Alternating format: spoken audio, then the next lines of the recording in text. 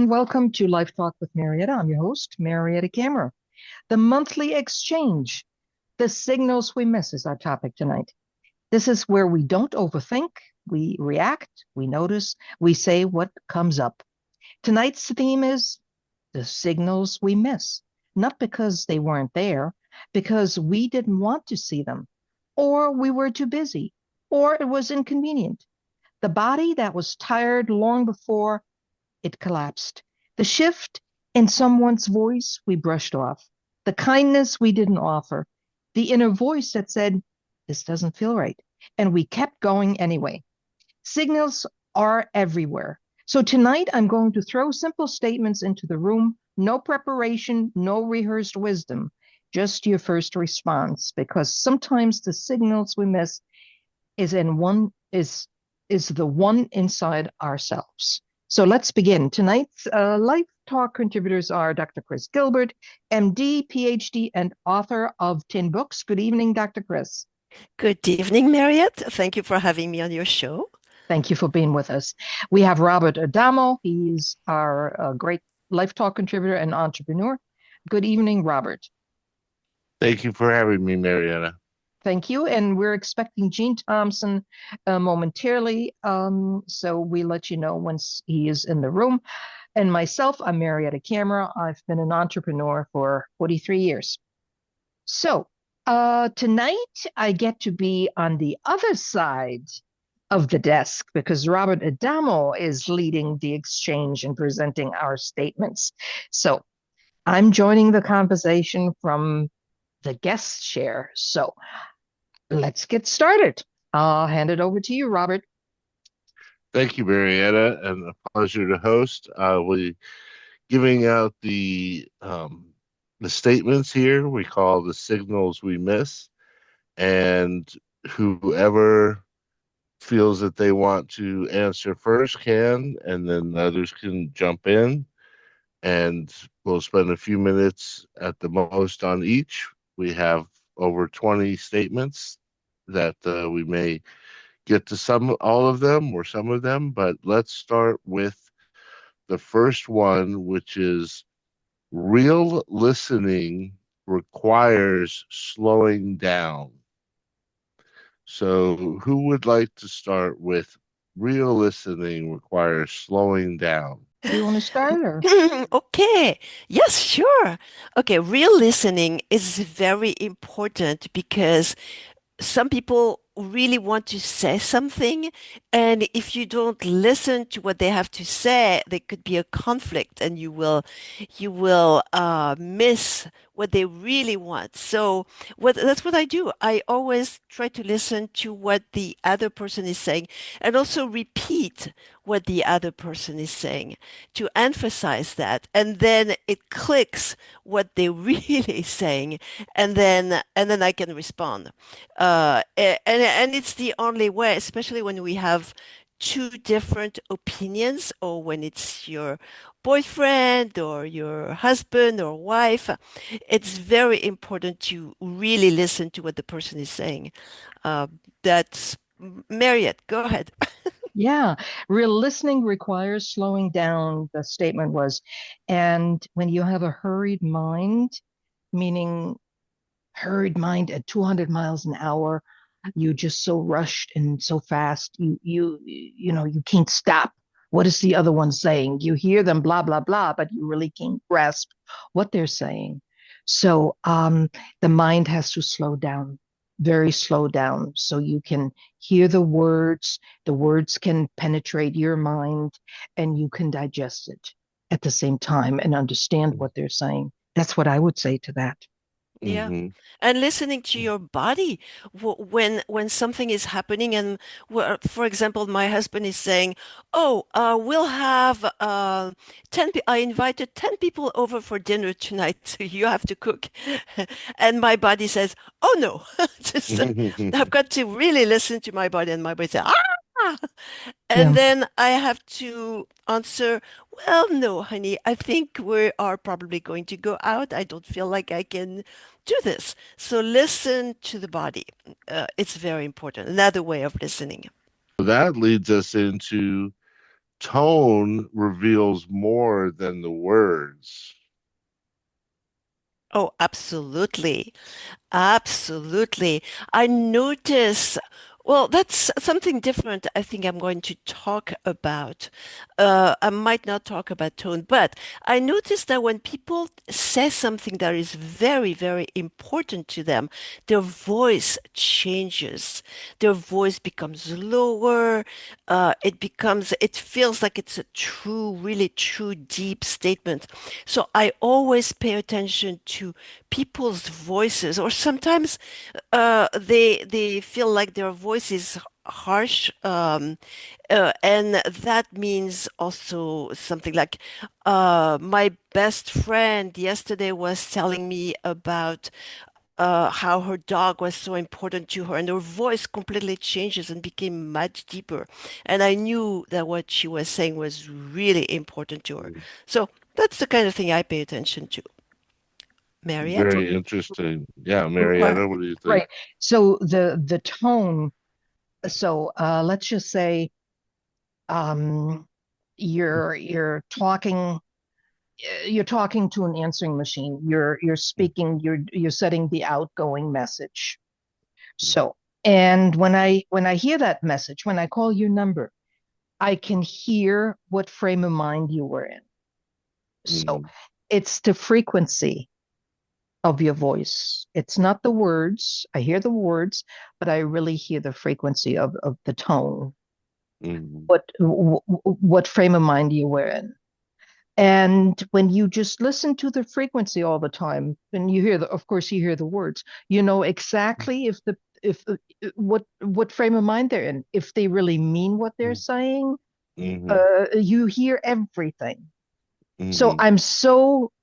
I'm so tuned into all of that. It gives me an immediate signal if your frequency and your words don't mesh, if they're not in alignment. So Mm-hmm. if to give you an example, I really want to tell you off, or a person, let's say I'm mad, let's say it's a telephone company and they made a mistake.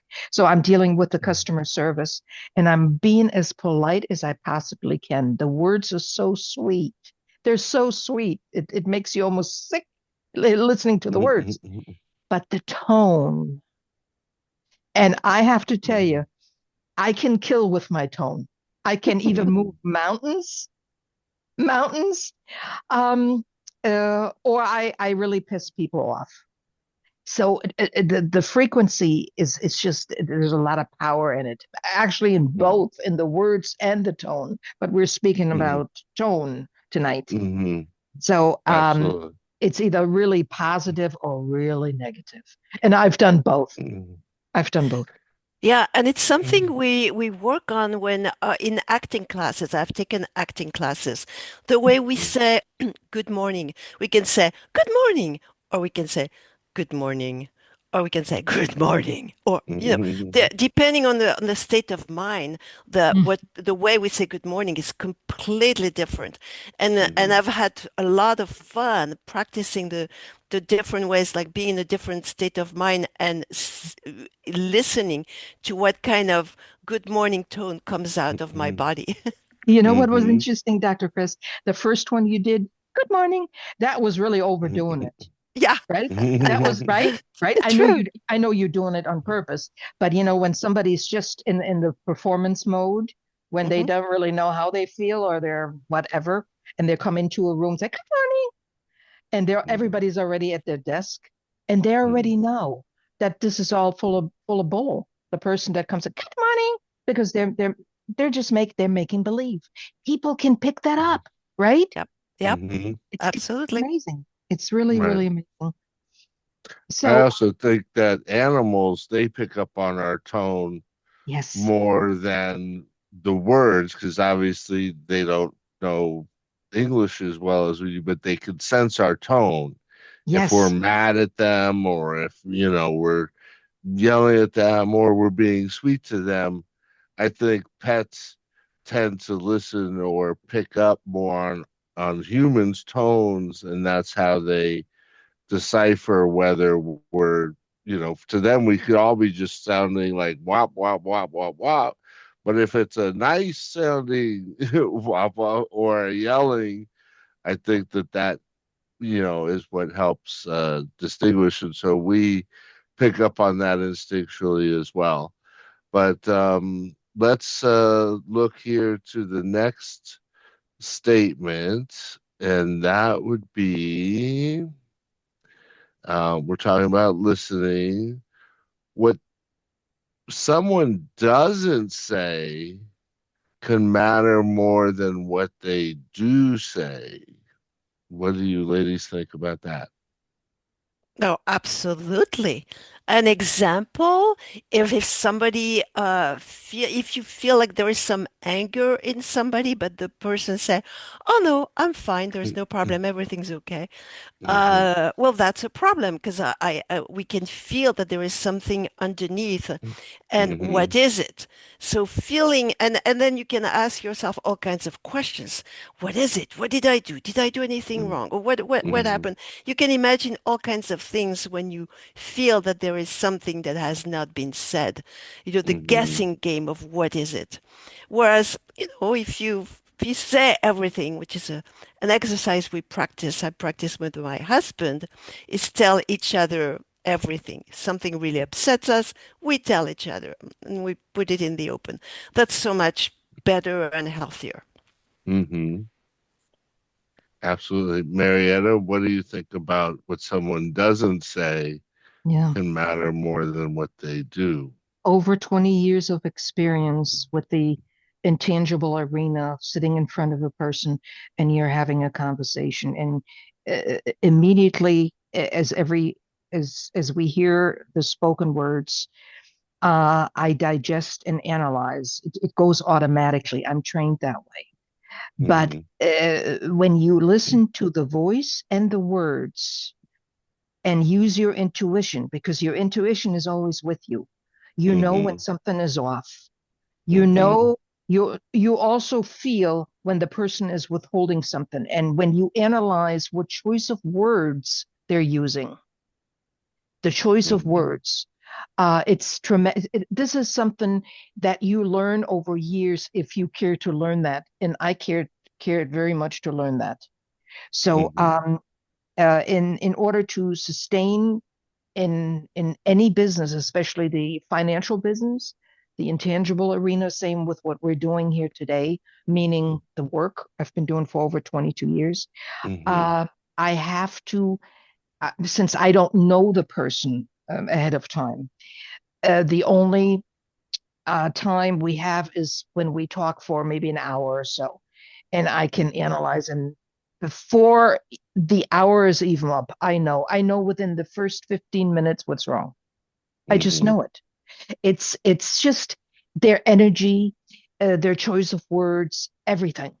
It won't take me an hour, but the Right. hour gives me time to investigate different doors to get more information, or Mm-hmm. or both of us go on a journey together, uh, Mm-hmm. where where it becomes easier for them to let their guard down and to talk about themselves. And Mm-hmm. but it's always the tone and choice of words. And Mm-hmm. when they're holding back, you just feel it. You Right. just really, really feel it.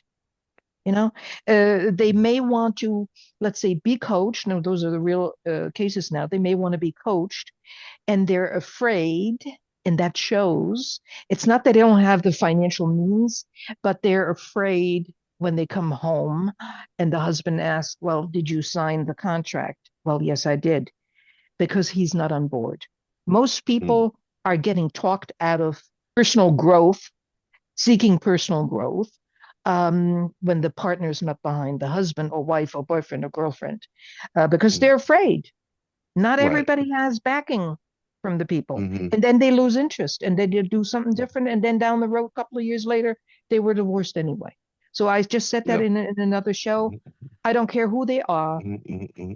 You go your own path. You just nothing is forever. So don't listen to Yep. anybody except yourself. That's what I have to say to that one. That's are going to kind of switch into that inner voice and that intuition questions or statements rather. So we've talked about listening with our ears and digesting with our brains, but now we're going to talk about our intuition and that inner voice.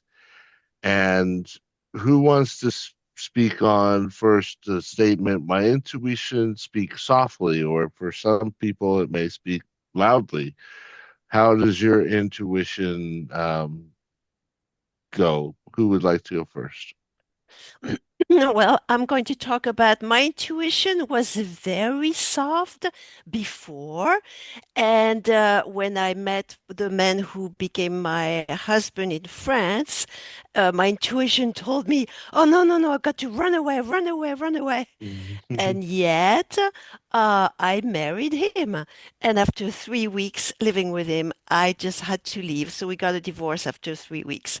And and now I really listen to my intuition very strongly. And whatever my intuition tells me, I'm all ears. I say, okay, I will listen to your intuition. And that has served me well. The man I am married to now, my intuition told me, oh my God, yes, yes, yes, yes. Mariette, what about you?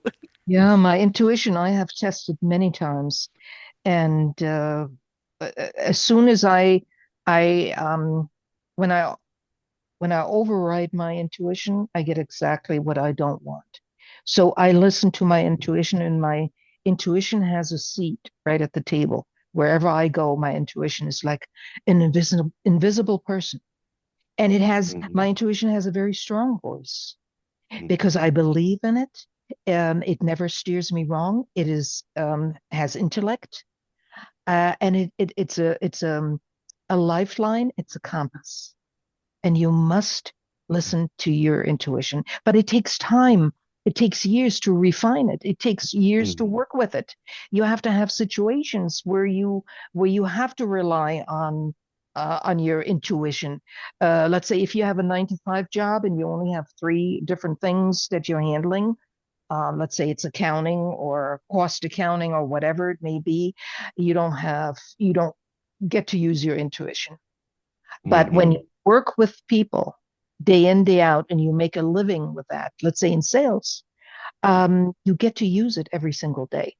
Yes, you get to use your intuition as interaction from department to department, but that's not enough to show real results. When you use it every day in sales, in marketing, in your creativity, and so forth. You get there faster, but it will still take years.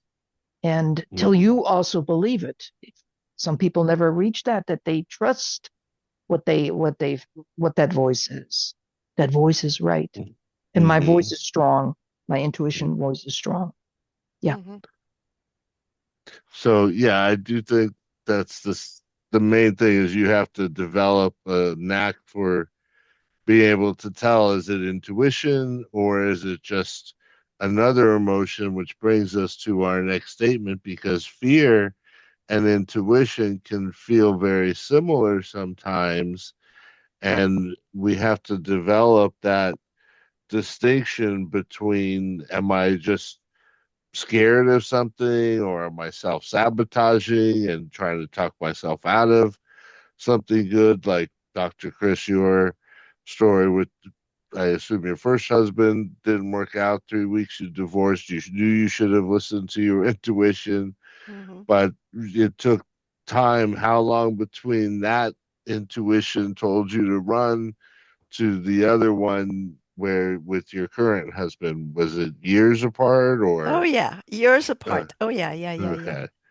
So it takes time to develop that as well, I think. And obviously, because it's part of the body that we can't really see, touch, or feel, it's one of those, you know, outside of science kind of things. But just like the other parts of our brain don't develop until we're in our 20s, it's possible our intuition part of our brain or body, wherever it may reside, also may not develop until later. Although, I'm sure some younger folks can tell a little bit, but is there anything to that as far as Dr. Chris, older, younger, um, having intuition better than others, or is it just something we develop over time? Yeah, I think it's just something we develop over time, getting to know ourselves. Now, I have a story to tell you about, and I don't know, it's something like probably between fear and intuition. I don't know how to call it. Mm-hmm. A patient had a very important job as manager, and she got promoted to an even more important manager job, which Hmm. was really stressed her out a lot, and it was a little bit above what she thought was she was uh, ready to do, but because it was Hmm. such an honor to have this position, to be elevated to that position, she accepted, Hmm. but was very stressed out. And then a few months later, she developed breast cancer, and Hmm. she had to go through chemotherapy and all this, and she had to quit her job. It's interesting. What is even more interesting is that she stayed without working for 18 years. And then after 18 years, she said, "Oh my God, I feel so good, feel so good. I think I can work again." So she said, "Okay, let me try to send resumes so that I can get a great job again." And within a couple of months, she got and metastasis from her breast cancer. Same breast cancer, just metastasis. And again, she had to just completely forget about it. And so what is it? What is that body reaction to stress? I mean, is it fear? Is it intuition? Would she have had the intuition of saying, okay, this work is too much responsibility for me. I should refuse because I'm going to be too stressed out. Should she had listened to that instead of accepting the job? Um, it's just interesting question. What do you guys think? Yeah. Right. Well, and I think in today's time for us, when we deal with clients and we deal with people, sometimes our fear and intuition cross over when maybe we send them a message or we're waiting for their call or we're waiting for them to make a decision and they aren't responding timely, then sometimes we say, "Oh, they don't want to deal with us, otherwise they would have called by now." And I know how they are thinking, and they're this, and we start creating all these scenarios to fill in the gap of why they aren't calling us. Meanwhile, they could be tending to a sick relative, busy at work, had an emergency happen at the house that they had to deal with. And we always, I think, because, it's just us and them, we assume it's us. But I think it's healthier, for me at least, to just say, they'll get back to me when they get back to me. I'm not going to try to, guess what's going on in their world and stress out my world over something I can't control anyway. I can't make them call me and tell me what's going on. I just have to accept, like, I have a client right now. He's not a great communicator because he's running a grocery store and he's a busy guy. And so sometimes I have to wait a couple days for him to get back to me. And I have a choice. Do I sit here in fear that he's not calling me back because he doesn't want to work with me anymore? Or do I just let it go and say, hey, he's a busy guy and he'll reach out when he's ready, as he's always done for the last years that we've worked together? And that's where I think we have to find that balance in our inner voice to not just start to allow our mind to create scenarios that don't exist, because that can't be healthy. I'm no doctor, but doctor, maybe you can tell us what just how creating the fantasies in our head or the scenarios in our head are healthy or unhealthy, or do we just say, you know, hey, this is it, and let it rest and wait for things to evolve? What is do you think is better? Yeah, I know it's better to let things evolve, because if you start imagining other scenarios, you're going to focus on the negative scenarios. You're going to be all stressed out, and stress is going to make your immune system weaker, and then you're going to get sick, or you're going to get drastic, or cancer or Hmm. whatever.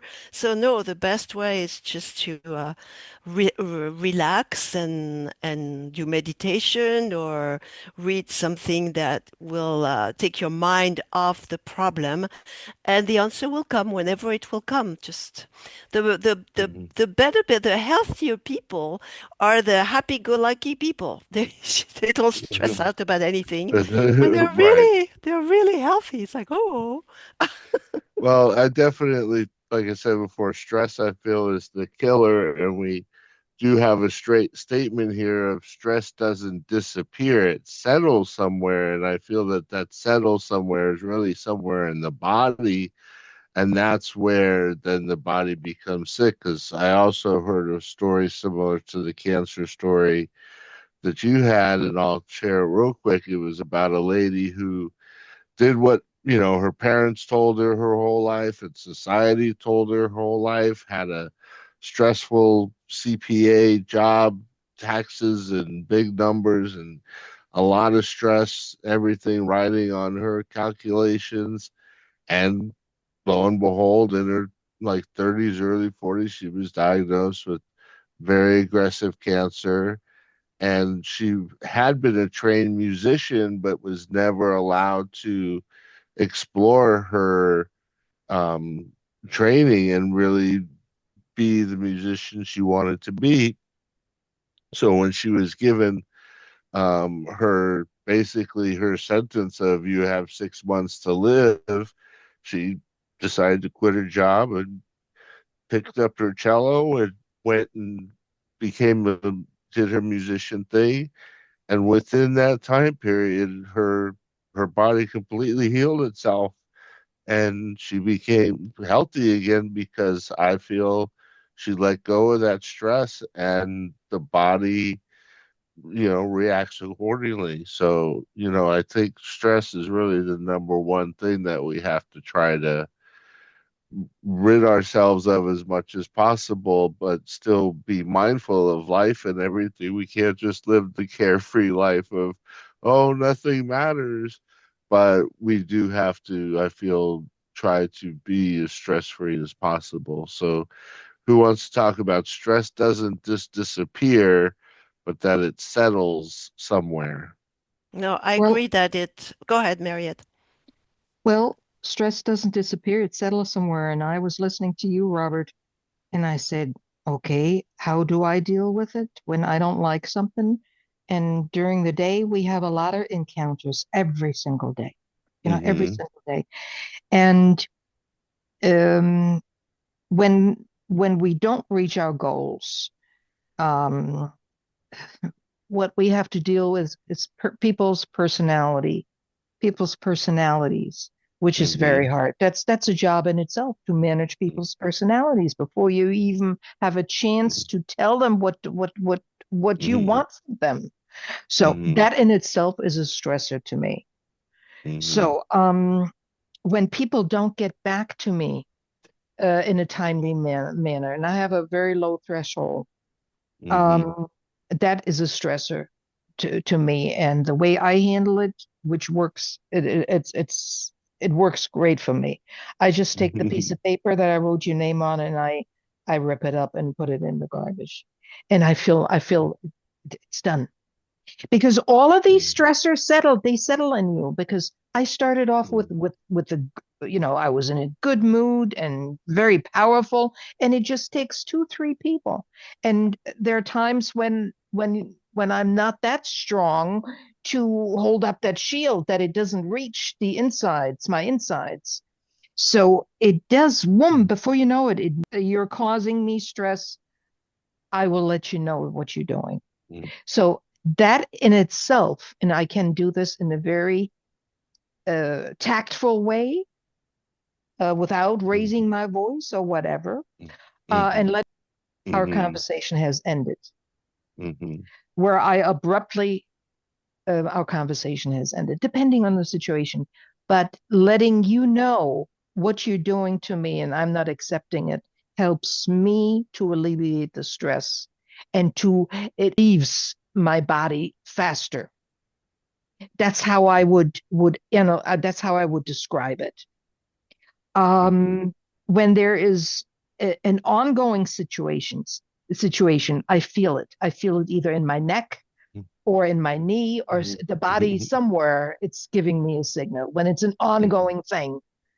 I haven't had that in a long time, but I've had that in my life where I've had while I was in the building phase with my business, and I've had very, very hard times. And I really had to look at all different angles and everything. And I tell you, yeah.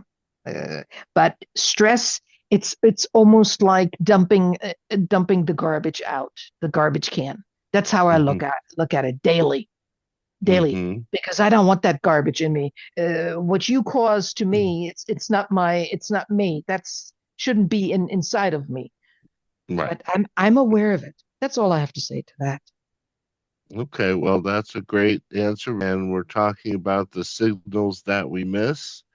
And we're going to change topics a little bit here, but basically, some of the signals we miss have to do sometimes with people asking for help, but then they resist the change. And how do we deal with those people? And how do we either continue to help them, or do we let them go after a while and let them be on their own? Who would like to start? Dr. Chris?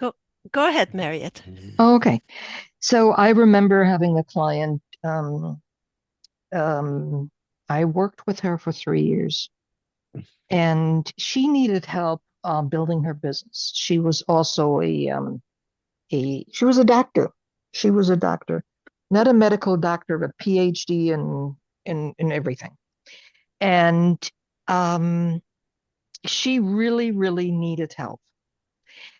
So I designed a wonderful marketing campaign, and one of the nights I remember was a January night, heavy snow. We were in the library, and we had about 49 people coming, and it was all about her presenting what she's doing and her specialty and everything. And you could really see once she had an audience, she would just let everything that she knew out of the bag. So I'm listening to her and I'm trying to interrupt very gingerly, because she was giving everything away. Nobody had a reason to even come after the talk. Nobody had, she gave everything away. So it was very, very hard. She needed help on one end, but she worked against it on the other. So I never forget that, because it was just building her. It's just that she was sabotaged it.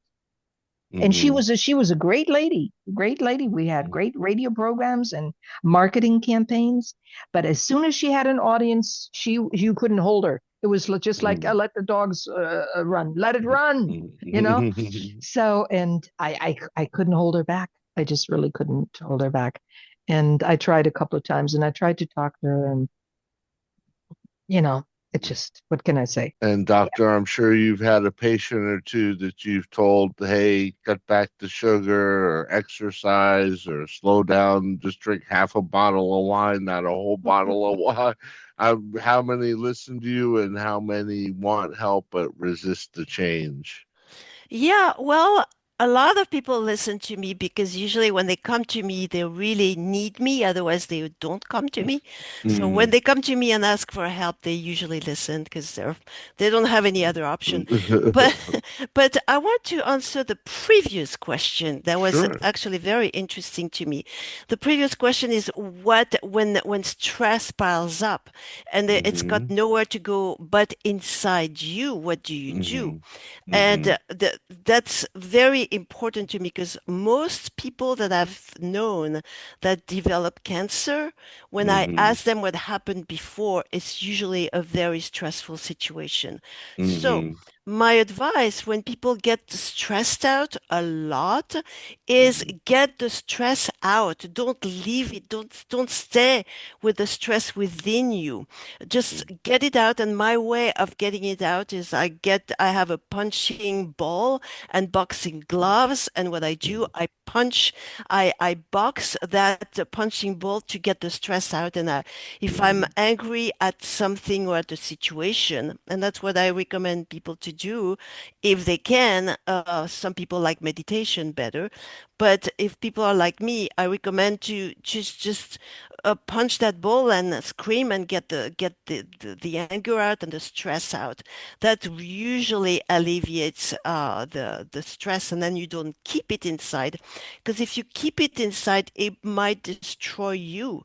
You don't want to keep something that is destructive inside of you. You want to get it out. Another way, if you're angry at somebody, but you don't have the person in front of you, you do some kind of a gestalt session. You take a chair, put it in front of you, and you do as if that person was sitting on that chair. And you can tell that person, you can scream at that person and be angry at that person, and that gets the stress out. And then the following day, when you see that person in real life, then you don't have to be crazy angry at that person. You could just tell that person, okay, I didn't like what you said, and how can we solve that problem in a calm way? But so this is, I'm saying that because this is important to me, and I've seen so many cases of people getting sick because they keep anger inside of them and stress inside of them. So that's it. Just wanted to say that.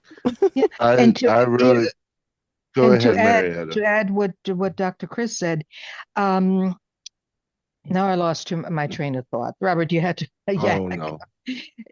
So I lost it. I had it all. It was all there. You're absolutely right. We have to get it out, and now we're offering punching balls for 49.95. But that's not what I wanted to say. That's not what I wanted to say. It was something else. Maybe it will come. It will come to me. But it was no. We have to get rid of. Oh, now I know. Do you know, Dr. Chris and Robert? My anger, I'm so much affected by the stress and the anger that it blocks me. It's almost like I'm totally, I can't function anymore. Hmm. It's getting to that point, not right away. It's not instantly, but if I don't get that anger out, let's say I had a certain conversation and I need to tell that person really how I feel, and if I don't do that within a certain period of time, and I let 2, 3 days go by, that anger is so strong by that time it blocks me. I cannot be creative. I can't feel joy. Nothing because it stays with me for 24/7. That's what I wanted to say. And that's why I'm Right. mindful of getting rid of everything. So I don't care how everybody Mhm. has to do it. Rip the papers apart. It works for me through the electric shredder or by Right. hand. I have my own system. It feels good.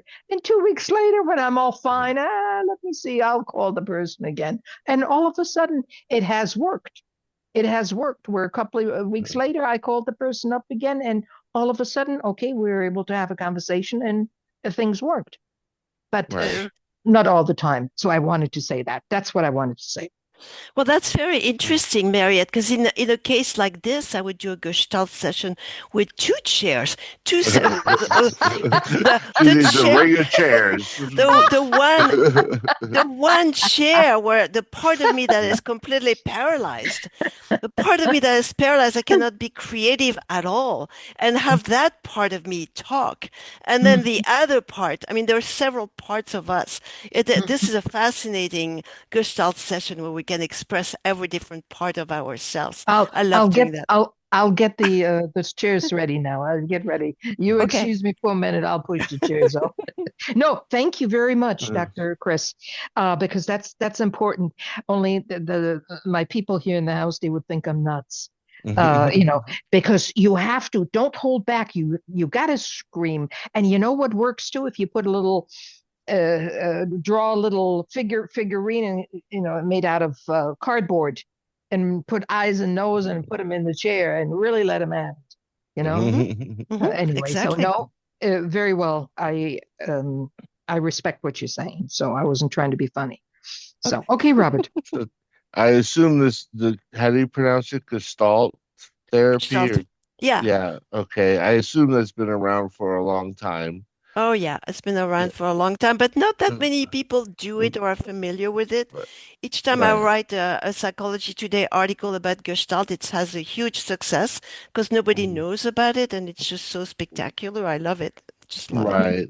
Because I in my younger days, I did see Dr. John Gray was actually a psychologist of mine for a while, and I also went to some of his seminars. And he taught us, I guess, a slightly different version of that, which is to write a letter.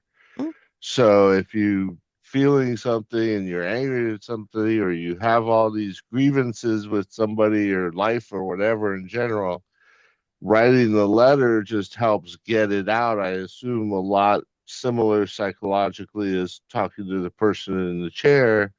And then you can just file that letter away. The person doesn't have to get it, just like they're not getting the yelling at the chair. But is that a similar psychological Yeah. way Yeah. of letting it go, basically? Because Yeah. Yeah. I think that's really the key. And I like what you said earlier. Some people use meditation to try to release the stress, and the deep breathing and focusing on, a nice vision in place versus physical actions of striking a bag. Or I know one time we went to therapy, they had us hitting each other with pillows and stuff like that, or just beating the couch with the pillow. Is there something? I mean, obviously, when people get upset or something, they might go for a run or Hmm. do something energetic, but Hmm. obviously, meditation is the complete opposite of that. So, how how does the body, or is there one better than the other, depending on the person or the situation, or it just depends? But like deep breathing and relaxation techniques, does that really relieve the stress, I guess, as much as physical activity, punching it out and really get the body working? Which would you say, doctor, is more effective from Why a don't I try doing a punch physiological? right now? Why don't I try doing a punch right now? Sorry, Dr. Absolutely. Chris. No problem. No problem. That's good. That's all good. Well, it depends who the person is. Everybody is different. So Mhm. everybody knows what works for them.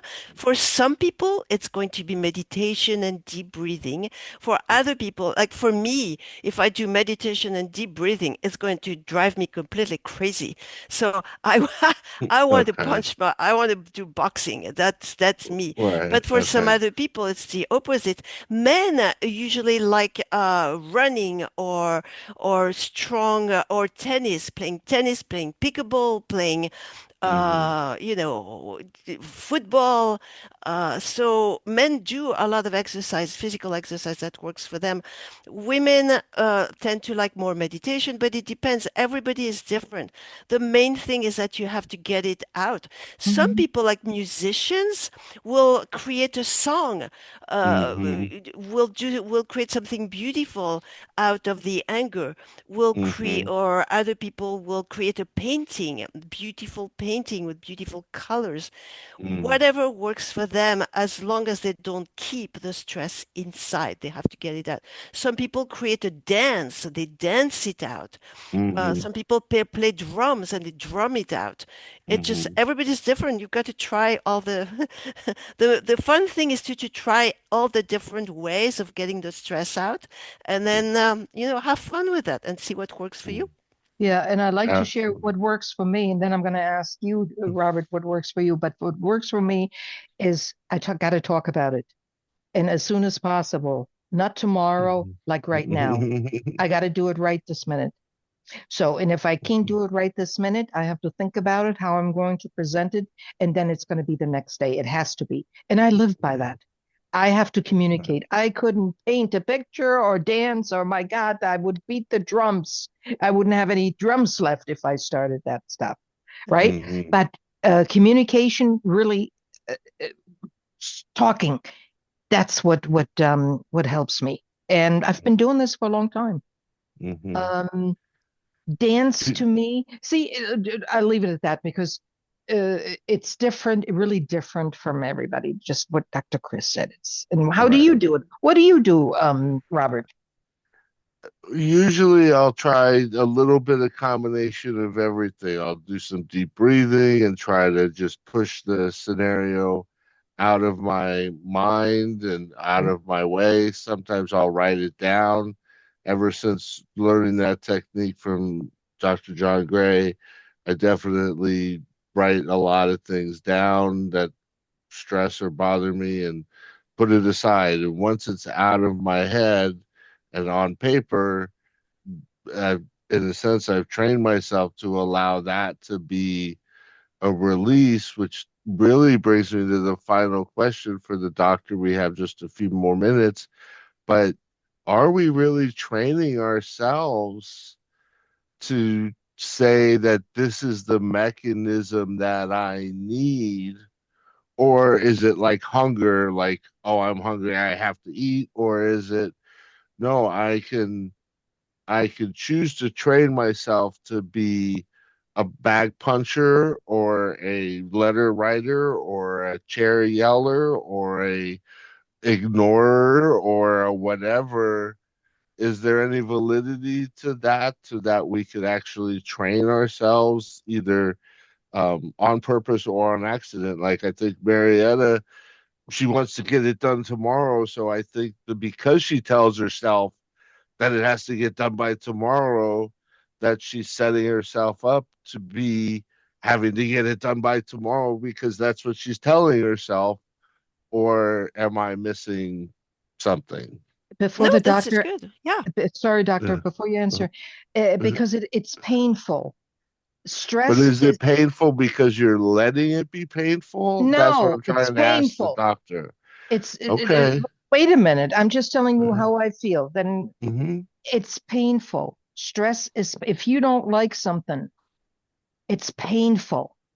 And how can I allow a person or a situation to be painful? I have to get rid of that pain. So I got to address it as soon as possible. So sorry, Dr. It's Chris. just, No, I just No wanted to, problem. it's I just No wanted to, problem. I I just wanted and to, and that's totally valid. I guess I just know that for myself, if I sat here and looked at all the problems in the world, hunger and homelessness and things like what's going down in certain countries with everything, all to me, I could overwhelm myself with pain in 5 minutes, but I can't do anything about those situations.